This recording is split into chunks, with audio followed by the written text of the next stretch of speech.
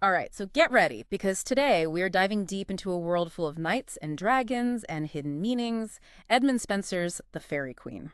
Ah, yes. We're going to be focusing specifically on Book I, The Legend of Holiness, Okay. which sounds pretty straightforward, but trust me, Yeah. it's going to get really interesting. It is. We're going back in time to England in the 1590s, Okay. a period of just intense religious and political turmoil. Uh, I mean, imagine a world where, like, the foundations of faith and power are shifting. wow.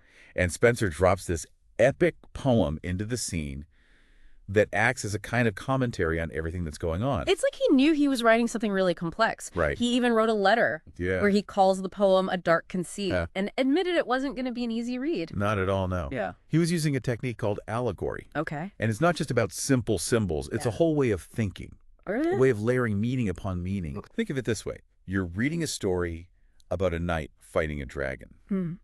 but it's not JJS about that knight and that dragon. Oh, yeah. It's about good versus evil. Mm. It's about historical events. It's even about spiritual conflicts.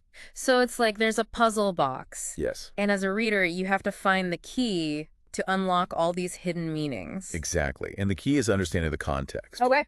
You see, Spencer was writing in a time when the Bible itself was seen as allegorical. Wow. And Renaissance thinkers, they just loved digging for layers of meaning. Of course. So to understand Spencer, you have to think like a Renaissance reader, looking for those deeper connections. So I'm starting to get it. How does this dark conceit actually work in the Faerie Queene? I mean, are there specific things that we should be looking for? Absolutely. Spencer was playing with at least 3 levels of meaning: moral, historical, and theological. Okay. And here's the catch. They all weave together to create this rich tapestry that reflects the complexities of his time. Okay, that sounds pretty intricate. How can we as readers even begin to untangle all of that? Well, start with the basics. Sometimes Spencer is not subtle at all. Okay. Look at the names of his characters. Sans foi, which means faithless. Sans foi meaning without law. Right. And sans joy meaning without joy. These are not your heroes. Oh, wow. So even the names give us clues about the characters' moral allegories. It's like those morality plays where Yeah. characters are named like everyman or good deeds. Right. But in Spencer's hands, it takes on this whole new dimension. Exactly. And this moral allegory, this exploration of virtue and vice, is just the starting point. Right. It's the foundation for diving deeper into the historical and theological layers. Okay, so let's move on to that historical level. What kind of historical connections are we talking about here? Well, think about Prince Arthur. Okay. In British legend, he's this iconic figure. Right. But in the Faerie Queene, he also represents an ideal ruler, a symbol of Tudor power and virtue. Is this where Queen Elizabeth I comes in? You got it. Wow. Spencer was a master of subtle flattery Oh, okay. by linking Prince Arthur to ideal rulership. Right. He's also praising the Tudors and their victory in the Protestant Reformation. Ah, the Reformation. Always a good source of drama. And Spencer uses it brilliantly. Okay. For example, he introduces a giant named Orgoglio, Mm-hmm. who represents Spanish arrogance and Catholic oppression, Oh, wow. and who defeats him. Prince Arthur, of Okay. course, symbolizing England's triumph in the establishment of a Protestant nation. So even though Spencer talks about this dark conceit, he's not afraid to be pretty direct with his political messaging. That's what makes this poem so fascinating.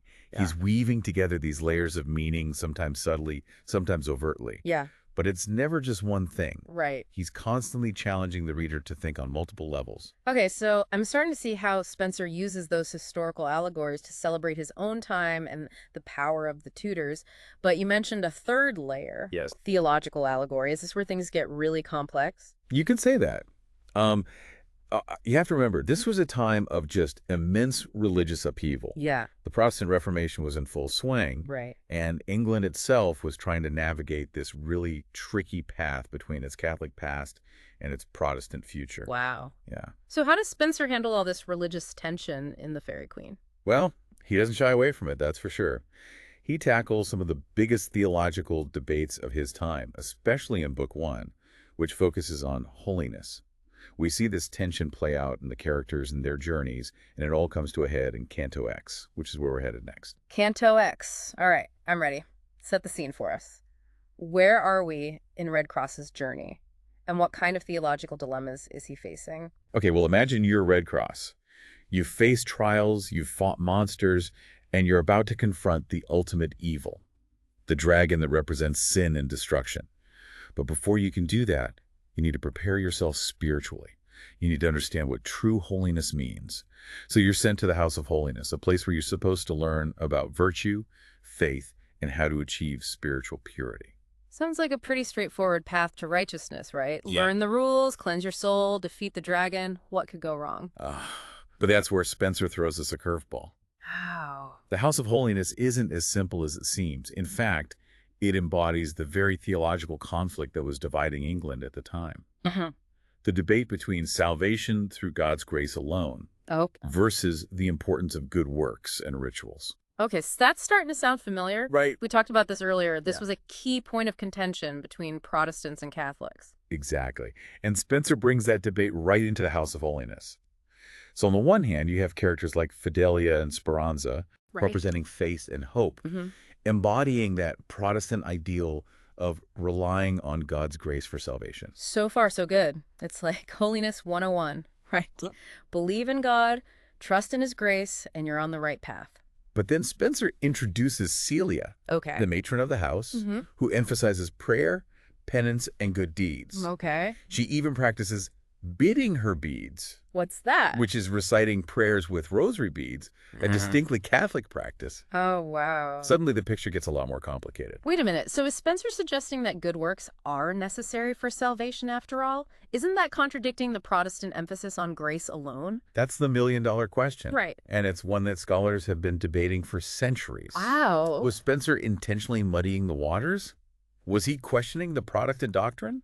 Or was he simply reflecting the complexities of belief in his time, showing how people were really grappling with these very real ideas in their own lives? So is it possible that Spenser wasn't necessarily taking sides? Maybe he was just showing that holiness as a concept isn't as black and white as the religious authorities might have us believe. That's a very insightful observation. Thanks. You have to remember that Spenser was writing for an audience that was living through this religious upheaval. Right. I mean, they were witnessing the dismantling of monasteries, the changes in liturgy, Yeah. and the constant back and forth between Protestant and Catholic rulers. Wow. It's very likely that Spenser was reflecting those ambiguities, Yeah. showing us that messy reality of faith in a time of transition. It's like he's saying, hey, even in a house dedicated to holiness, there's no easy answer. Right. No single path to salvation. Exactly. It's a struggle. It's a journey. Yeah. And there are multiple perspectives to consider. Precisely. And that brings us back to Spenser's dark conceit. His use of allegory to explore these complex ideas without offering a simple solution. You see, he's inviting the reader to engage with these questions, to think critically about faith and holiness, and to draw their own conclusions. It's almost as if Spenser is saying, don't just accept what you're told. Question it, examine it, and find your own truth, which is a pretty radical idea for his time, wouldn't you say? Absolutely. Yeah. And it's a powerful message that resonates even today. Right. I mean, we're still grappling with questions of faith, morality, and how to live a good life. It seems like Canto X is not just about Red Cross preparing for his battle with the dragon. Yeah. It's about all of us as readers preparing for our own battles, our own journeys of self-discovery and spiritual growth.